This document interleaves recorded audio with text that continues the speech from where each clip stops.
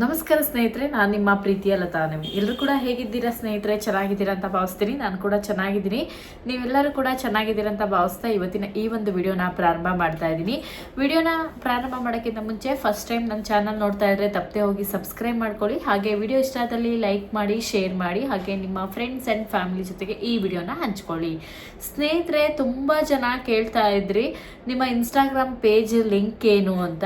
ಇವತ್ತು ನಾನು ಡಿಸ್ಕ್ರಿಪ್ಷನಲ್ಲೂ ಕೂಡ ಆ್ಯಡ್ ಮಾಡಿರ್ತೀನಿ, ಹಾಗೆ ಕಮೆಂಟ್ ಬಾಕ್ಸಲ್ಲಿ ಪಿನ್ ಮಾಡಿರ್ತೀನಿ.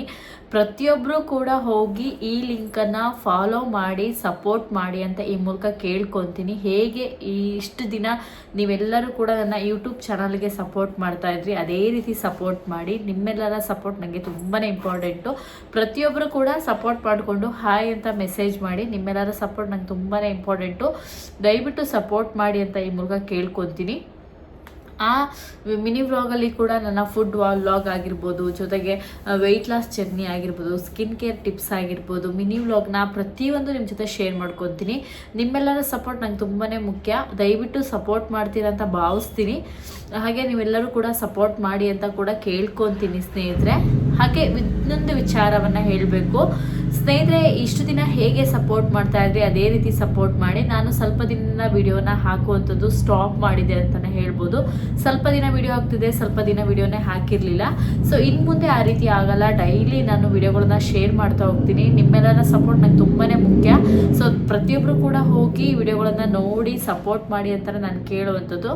ಸೊ ನೆಗೆಟಿವ್ ಕಮೆಂಟ್ ಮಾಡೋರ ಬಗ್ಗೆ ನಾನು ತಲೆನೇ ಕೆಡಿಸ್ಕೊಳಕ್ಕೆ ಹೋಗಲ್ಲ. ಅದ್ರ ಬಗ್ಗೆ ನಾನು ಈ ಹಿಂದೆನೇ ಹೇಳ್ಬಿಟ್ಟಿದ್ದೀನಿ. ಕೊಚ್ಚೆ ಮೇಲೆ ಕಲ್ಲು ಹಾಕಿದರೆ ಆ ಕೊಚ್ಚೆ ನಮಗೆ ಎಗರುತ್ತೆ ವಿನಃ ಅವ್ರಿಗೆ ಎಗರೋದಿಲ್ಲ. ಕೊಚ್ಚೆ ಅಂತ ಗೊತ್ತಾದ ಮೇಲೆ ನಾವು ಅವರಿಗೆ ಕಮೆಂಟ್ಗಾಗಲಿ ಅಥವಾ ಅವರ ಕಮೆಂಟ್ ಬಾಕ್ಸಲ್ಲಿರುವಂಥ ರಿಪ್ಲೈ ಕೂಡ ನಾನು ಮಾಡೋಕ್ಕೆ ಹೋಗಲ್ಲ. ಆ ಕಮೆಂಟ್ಗಳನ್ನು ಕೂಡ ನಾನು ಕೆಲವೊಂದು ಡಿಲೀಟ್ ಮಾಡೋಕ್ಕೆ ಹೋಗೋದಿಲ್ಲ ಅಂತಲೇ ಹೇಳ್ಬೋದು. ಯಾಕಂದರೆ ಅವ್ರ ಬುದ್ಧಿ ಏನು ಅನ್ನೋದು ಅದು ತೋರಿಸುತ್ತೆ.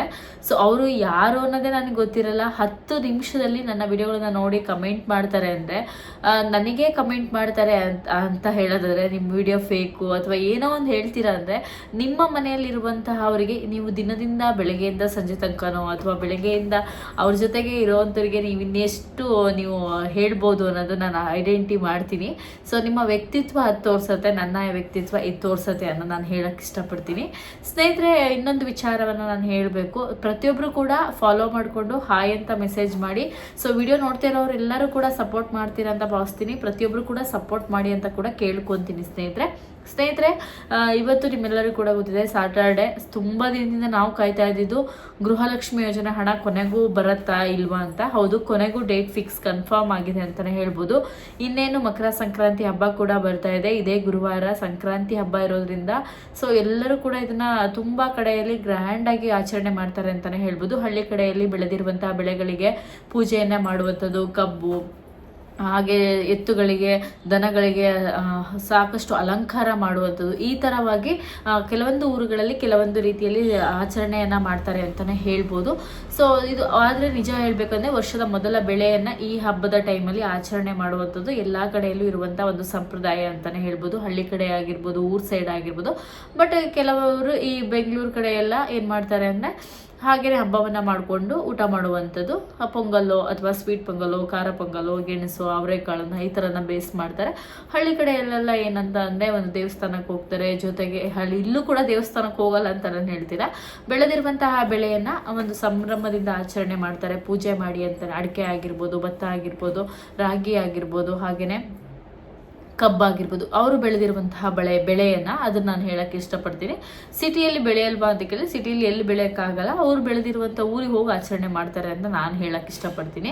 ಸೊ ಒಂದು ಮನೆಯಲ್ಲಿ ಒಂದು ಪೂಜೆಯನ್ನು ಮಾಡಿ ಈ ರೀತಿಯಾಗಿ. ಸೊ ಇದಿಷ್ಟು ಸಂಕ್ರಾಂತಿ ಹಬ್ಬದ ವಿಚಾರ ಆದರೆ, ಇನ್ನು ನೀವು ನೋಡೋದಾದರೆ ಗೃಹಲಕ್ಷ್ಮಿ ಯೋಜನೆ. ಹೌದು, ಕೊನೆಗೂ ರಿಲೀಸ್ ಆಗ್ತಾ ಇದೆ ಗೃಹಲಕ್ಷ್ಮಿ ಯೋಜನೆ ಹಣ.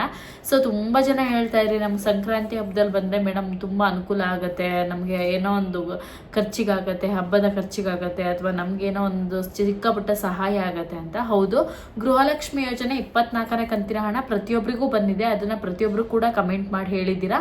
ಸೊ ಈಗ 25ನೇ ಕಂತಿನ ಹಣ ಕೆಲವರಿಗೆ ಜಮಾ ಆಗಿದೆ, ಕೆಲವರಿಗೆ ಜಮಾ ಆಗಿಲ್ಲ. ಅದನ್ನು ನಿಮ್ಗೆ ಇನ್ನೊಂದು ಸರಿ ಕನ್ಫರ್ಮ್ ಮಾಡ್ತಾ ಇದ್ದೀನಿ.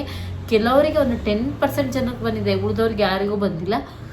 ಈಗ ಗೃಹಲಕ್ಷ್ಮಿ ಯೋಜನೆ 25-26ನೇ ಕಂತಿನ ಹಣವನ್ನು ಈ ದಿನಾಂಕಕ್ಕೆ ಖಾತೆಗಳಿಗೆ ಜಮಾ ಮಾಡಲಿಕ್ಕೆ ಆಲ್ರೆಡಿ ರೆಡಿ ಮಾಡಿದ್ದಾರೆ. ಹಬ್ಬದ ಟೈಮಲ್ಲಿ ನಿಮ್ಮೆಲ್ಲರಿಗೂ ಕೂಡ ಗೃಹಲಕ್ಷ್ಮಿ ಯೋಜನೆ 25 ಹಾಗೆ 26ನೇ ಕಂತಿನ ಹಣ ಇದೇ ಸೋಮವಾರದಿಂದ ರಿಲೀಸ್ ಆಗ್ತಿದೆ ಅಂತಲೇ ಹೇಳ್ಬೋದು. ಇದು ಮಹಿಳೆಯರಿಗೆ ಒಂದು ಸಂಭ್ರಮ ಆಚರಣೆ ಅಂತಲೇ ಹೇಳ್ಬೋದು. ಯಾಕಂದರೆ ಸಂಭ್ರಮ ಅಂದರೆ ಏನಿದು ಅಂತ ನೀವು ಕೇಳ್ಬೋದು. ಯಾಕಂದರೆ ಇವತ್ತು ಕೊಡ್ತೀನಿ ನಾಳೆ ಕೊಡ್ತೀನಿ ಅಂತ ಡಿಲೇ ಮಾಡ್ತಾ ಇದ್ದಾರೆ ಬಿಟ್ಟರೆ ಹಣವನ್ನು ಸರಿಯಾಗಿ ಕೊಡ್ತಾ ಇಲ್ಲ. ಬಟ್ ಹಬ್ಬದ ಟೈಮಿಗಾರು ಬರುತ್ತೆ. ಒಂದು ಕೆಲವು ಅನಿವಾರ್ಯ ಇರೋರಿಗೆ ಖಂಡಿತ ಇದು ಹೆಲ್ಪ್ಫುಲ್ ಆಗುತ್ತೆ ಅನ್ನೋದನ್ನ ನಾನು ಹೇಳಕ್ಕೆ ಇಷ್ಟಪಡ್ತೀನಿ. ನಿಮ್ಗೇನು ಅನ್ಸುತ್ತೆ ಖಂಡಿತ ಕಮೆಂಟ್ ಮಾಡಿ. ಹಾಗೆ ತುಂಬ ಜನದ್ದು BPL ರೇಷನ್ ಕಾರ್ಡ್ ಕೂಡ ಕ್ಯಾನ್ಸಲ್ ಆಗ್ತಿದೆ. ನಿನ್ನೆ ವಿಡಿಯೋದಲ್ಲಿ ಹೇಳಿದ್ದೀನಿ, ದಯವಿಟ್ಟು ಹೋಗಿ ಚೆಕ್ ಮಾಡ್ಕೊಳ್ಳಿ. BPL ರೇಷನ್ ಕಾರ್ಡ್ ತುಂಬ ಜನ ಕ್ಯಾನ್ಸಲ್ ಆಗಿದೆ. ಅದೇನಾದ್ರು ಕ್ಯಾನ್ಸಲ್ ಆದರೆ ನಿಮ್ಮ ಗೃಹಲಕ್ಷ್ಮಿ ಯೋಜನೆ ಹಣ ಕೂಡ ಬರಲ್ಲ. ಸೊ ಏನು ಮೇನ್ ಕಾರಣನ ನಿಮ್ಮೆಲ್ಲರಿಗೂ ಕೂಡ ಗೊತ್ತಿದೆ. BPL ರೇಷನ್ ಕಾರ್ಡ್ ಕ್ಯಾನ್ಸಲ್ ಆಗೋ ಕಾರಣ ನಿಮ್ಮ ವರ್ಷದ ಆದಾಯ 1 ಲಕ್ಷ ಮೇಲ್ಪಟ್ಟು 1,20,000ಕ್ಕೂ ಮೇಲ್ಪಟ್ಟಿದ್ರೆ BPL ರೇಷನ್ ಕಾರ್ಡ್ ಕ್ಯಾನ್ಸಲ್. ಅದ್ರ ಜೊತೆಗೆ ಇನ್ನೊಂದು ವಿಚಾರ ಏನಂದರೆ, ನಿಮ್ಮ ರೇಷನ್ ಕಾರ್ಡಲ್ಲಿ ಇರುವಂಥವ್ರು ಯಾರಾದರೂ ಒಬ್ಬರು ಟ್ಯಾಕ್ಸ್ ಪೇಯರ್ ಆಗಿದ್ದರೆ, ಟ್ಯಾಕ್ಸ್ ಪೇಯರ್ ಮೀನ್ಸ್ ನೀವು ದೊಡ್ಡ ಕಂಪ್ನಿಗಳಲ್ಲಿ ಕೆಲಸ ಮಾಡುವಂಥದ್ದು ಅಥವಾ ಬಿಸ್ನೆಸ್ ಮಾಡುವಂಥದ್ದು ಅಥವಾ ಏನೋ ಒಂದು ಶಾಪ್ ಇಟ್ಕೊಂಡು ಟ್ಯಾಕ್ಸ್ ಪೇ, ದೊಡ್ಡ ಕಂಪ್ನಿಗಳು ಮಾಡೋರು ಮಾತ್ರ ಟ್ಯಾಕ್ಸ್ ಪೇ ಮಾಡ್ತಾ ಇದ್ದಾರೆ ಅಂತ ನಾನು ಹೇಳಲ್ಲ.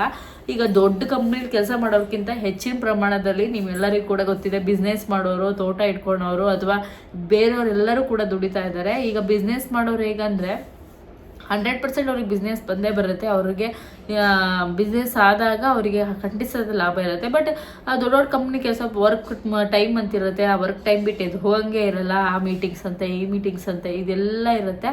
ಸೊ ಅವ್ರಿಗೆ ಇಷ್ಟ ಬಂದಾಗ ರಜಾ ಹಾಕಕ್ಕೆ ಡೆಫಿನೆಟ್ಲಿ ಆಗಲ್ಲ. ಅದೇ ಬಿಸ್ನೆಸ್ ಮ್ಯಾನ್ ಆದರೆ ಡೆಫಿನೆಟ್ಲಿ ಅವ್ರಿಗೆ ಇಷ್ಟ ಬಂದ ಹಾಗೆ ರಜಾ ಹಾಕ್ಬೋದು. ಅವರಿಗೆ ಶ್ರಮಪಟ್ಟು ಟೈಮಿಂಗ್ಸ್ಗಿಂತ ಮೀರಿ ಕೆಲಸವನ್ನು ಮಾಡ್ಬೋದು. ಅಂದರೆ ಒಂದು ಟೈಮಿಂಗ್ಸ್ ಅಥವಾ ಟೈಮ್ ಟೇಬಲ್ ಅಂತ ಇರಲ್ಲ. ಬಟ್ ಕೆಲಸಕ್ಕೆ ಹೋಗೋರಿಗೆ ಡೆಫಿನೆಟ್ಲಿ ಟೈಮ್ ಟೇಬಲ್ ಇರುತ್ತೆ. ಅವ್ರಿಗಿಂತ ದುಪ್ಪಟ್ಟು ಈಗ ಬಿಸ್ನೆಸ್ ಮ್ಯಾನ್ಗಳು IT ರಿಟರ್ನ್ ಫೈಲ್ ಮಾಡ್ತಾ ಇರೋದು. ಅದು ನಾನು 100% ಒಪ್ಕೊತೀನಿ. IT ರಿಟರ್ನ್ ಇನ್ನೇ ಯಾರೊಬ್ರು ಕಮೆಂಟ್ ಮಾಡಿದ್ರೆ, ಏನು IT ಕಂಪ್ನಿಯಲ್ಲಿ ಕೆಲಸ ಮಾಡಿದ ತಕ್ಷಣ ಅವ್ರೇನು ದೊಡ್ಡ ಸಾಹುಕಾರ ಅಂತ. 100% ಅಲ್ಲ. ಕೆಲಸನ ಓದಿರ್ತಾರೆ. ಒಂದು ಕೆಲಸ ಅನ್ನೋದು, ಈಗ ನಾವು ಕೂಡ ಓದಿರ್ತೀವಿ, ಬಟ್ IT ಕಂಪ್ನಿಗೆ ಹೋಗೋಕ್ಕೆ ಕೆಲವೊಂದು ಕಾರಣಗಳಿಂದ ಆಗಲ್ಲ, ಕೆಲವೊಂದು ಕಾರಣಗಳಿಂದ ಆಗತ್ತೆ. ಸೊ ಕೆಲವರಿಗೆ ಹೋಗೋಕ್ಕೆ ಇಂಟ್ರೆಸ್ಟ್ ಇರುತ್ತೆ, ಒಬ್ರಿಗೆ ಹೋಗೋಕ್ಕೆ ಇಂಟ್ರೆಸ್ಟ್ ಇರಲ್ಲ. ಇದಿಷ್ಟು ನಾನು ಹೇಳಕ್ಕೆ ಇಷ್ಟಪಡ್ತೀನಿ. ಸೊ ಅವರೆಲ್ಲ ಹಾಗಾದರೆ ದೊಡ್ಡ ದುಡ್ಡಿರೋರ ಅಂತ ಕೆಲವ್ರು ಕಮೆಂಟ್ ಮಾಡಿದ್ರು. ಅದಕ್ಕೋಸ್ಕರ ನಾನು ಇದು ಹೇಳ್ತಾ ಇದ್ದೀನಿ, ಕ್ಲಾರಿಟಿ ಕೊಡ್ತಾ ಇದ್ದೀನಿ. ಎಷ್ಟೋ ಜನ ನಿಮ್ಗೆ ಗೊತ್ತಿದೆ, ಚಿಕ್ಕ ಅಂಗಡಿ ಇರೋರು ಕೂಡ IT ರಿಟರ್ನ್ ಫೈಲ್ ಮಾಡ್ತಾ ಇರ್ತಾರೆ. ಒಂದು ಚಿಕ್ಕದಾಗಿ ಒಂದೇನೋ ಒಂದು ಬಟ್ಟೆ ಅಂಗಡಿ ಇಟ್ಕೊಂಡಿರೋರು ಕೂಡ IT ರಿಟರ್ನ್ ಫೈಲ್ ಮಾಡ್ತಾ ಇದ್ದಾರೆ. ಇಲ್ಲಿ ಎಲ್ಲರೂ ಏನು ಇದು ಅಂತ ನಾನು ಹೇಳಕ್ಕೆ ಹೋಗಲ್ಲ. ಸೊ ಯಾರು ಕ್ವಶನ್ ಕೇಳಿದ್ರೆ ಅವ್ರಿಗೆ ಉತ್ತರ ಸಿಕ್ತು ಅಂದ್ಕೊತೀನಿ. ಇದು ಒಂದು ಬಹಳ ಮುಖ್ಯವಾದ ವಿಚಾರ. IT ರಿಟರ್ನ್ ಫೈಲ್ ಮಾಡ್ತಾ ಇರ್ತೀರಲ್ಲ ನೀವು, ರೇಷನ್ ಕಾರ್ಡಲ್ಲಿ ಇದ್ದವರು, ಅವ್ರದ್ದು ಕೂಡ BPL ರೇಷನ್ ಕಾರ್ಡ್ ಇದ್ರೆ ಸರ್ಕಾರ ಗಮನಕ್ಕೆ ಬಂದಿದೆ. ತುಂಬ ಜನ BPL ರೇಷನ್ ಕಾರ್ಡ್ ಕೂಡ ಕ್ಯಾನ್ಸಲ್ ಆಗಿದೆ. ದಯವಿಟ್ಟು ಹೋಗಿ ಚೆಕ್ ಮಾಡ್ಕೊಳ್ಳಿ. ಇನ್ನೇನು ಸೋಮವಾರದಿಂದ ಗೃಹಲಕ್ಷ್ಮಿ ಯೋಜನೆ 25-26ನೇ ಕಂತಿನ ಹಣ ರಿಲೀಸ್ ಆಗುತ್ತೆ. ಇದೊಂದು ಬಹಳ ಮುಖ್ಯವಾದ ಮಾಹಿತಿ. ಫಸ್ಟ್ ಟೈಮ್ ನೋಡ್ತಾ ಇದ್ರೆ ಸಬ್ಸ್ಕ್ರೈಬ್ ಮಾಡ್ಕೊಳ್ಳಿ, ಇನ್ಸ್ಟಾಗ್ರಾಮ್ ಪೇಜನ್ನ ಫಾಲೋ ಮಾಡಿ. ನೆಕ್ಸ್ಟ್ ವಿಡಿಯೋದಲ್ಲಿ ಮತ್ತೊಮ್ಮೆ ಸಿಗ್ತೀನಿ ಸ್ನೇಹಿತರೆ. ಸೊ ನಿಮ್ಮೆಲ್ಲರೂ ಕೂಡ ಧನ್ಯವಾದಗಳು. ಹಾಗೆ ನಿಮ್ಮೆಲ್ಲರಿಗೂ ಕೂಡ ನೆಕ್ಸ್ಟ್ ವಿಡಿಯೋದಲ್ಲಿ ಮತ್ತೊಮ್ಮೆ ಸಿಗೋಣ. ಧನ್ಯವಾದಗಳು.